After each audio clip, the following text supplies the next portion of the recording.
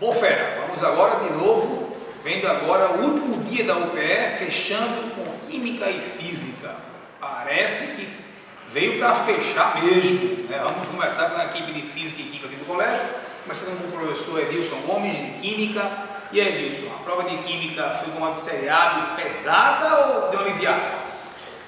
Parece que o último dia, o dia das exatas de Química e Física, é o dia de diferenciar mesmo.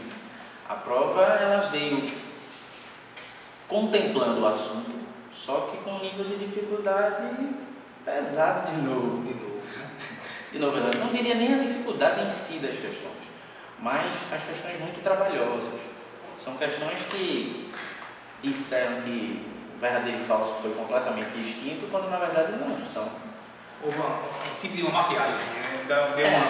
A transformação de questões de verdadeiro e falso. E fica até pior, porque no verdadeiro e falso você podia errar uma, mas acertaria duas e ganharia mais. E daí, se você errar uma, você perde a questão toda. Exatamente. Questões com 4 afirmações, 5 afirmações.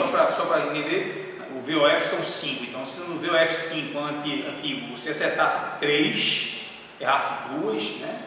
Ou acertasse 4, errasse 1, você ganhava alguma coisa. Hoje, dessa forma, se errar uma, já perdeu tudo. Já perdeu tudo, né? Exato. Para você entender o nível de trabalho, classificaria a prova como uma prova trabalhosa, para você entender o nível da prova de trabalho, isso é uma questão. Ou seja, isso aqui é apenas uma questão. Então, o nosso fera ele teve um trabalho grande. Com certeza a prova foi um diferencial, sim. Algumas questões que ele brincou um pouquinho, ele colocou a questão que abria a prova, ele colocou uma questão que a gente classifica como uma questão de bar. Falou da caipirinha, falou do caldinho, que é do nosso corriqueiro, né? Do corriqueiro. Quis contextualizar, né? Quis contextualizar. E colocou aquela máscara, ele foi lá, afirmações 1, afirmação 2, 3 e 4. E nessa daí tem até um probleminha, ele fala na produção do pão de alho. Vamos agora para a parte de... Ok, Wilson. A parte de física, né? Estamos aqui com o professor Carlos Japa, que vai dar uma palavrinha com relação à prova de física. E aí, Japa, a prova foi pesada como química também ou foi mais tranquila?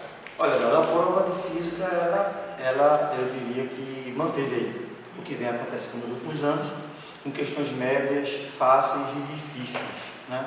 Um pouco de exagero algébrico em algumas questões que poderia ser evitado, muito trabalho, uma questão que eu avalio que o índice de acerto dos alunos ali vai ser baixíssimo, né? Pelo trabalho que ela dava, mas assim, muita conta. Desenvolvimento algébrico brutal. O que deve se destacar na prova, mas falta colocar fáceis, médias e difíceis. Todo aluno teve acesso à prova, né? E o grau de dificuldade não foi em todas as questões.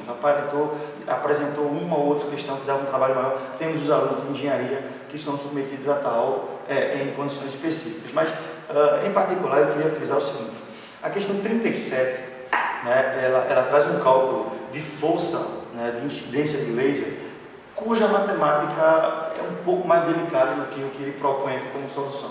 Quer dizer, na verdade ele não propõe, mas a gente resolve e imagina o que ele imaginou.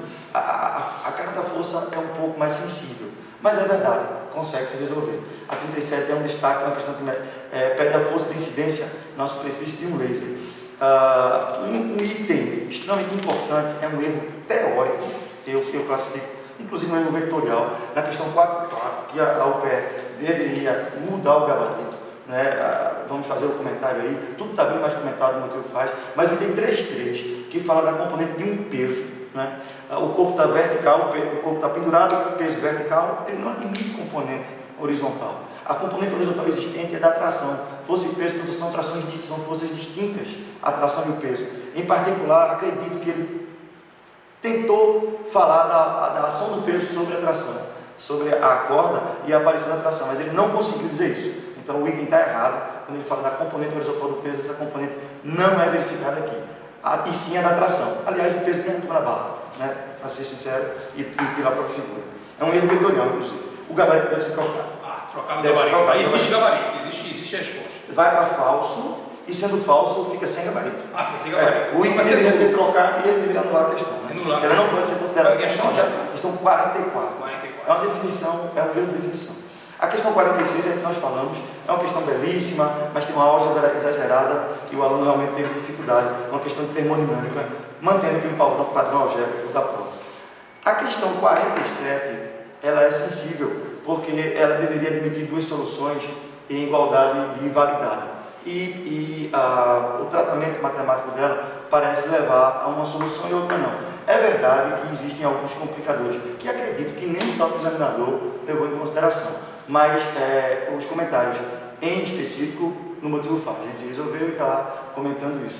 Deveria admitir duas soluções por caminhos diferentes e dar igualdade, entendeu? Na verdade, acredito que, como ela foi colocada, é uma coisa específica. E a imaginação do examinador deveria ser jogada para o aluno para a solução e não o pensamento geral. Mas é uma coisa que a gente está comentando, o motivo faz, os detalhes estão lá, o aluno deve seguir. Uma prova com médias, fáceis e difíceis, mas com alguns atropelos, né? Eu diria, inclusive com o conceitual.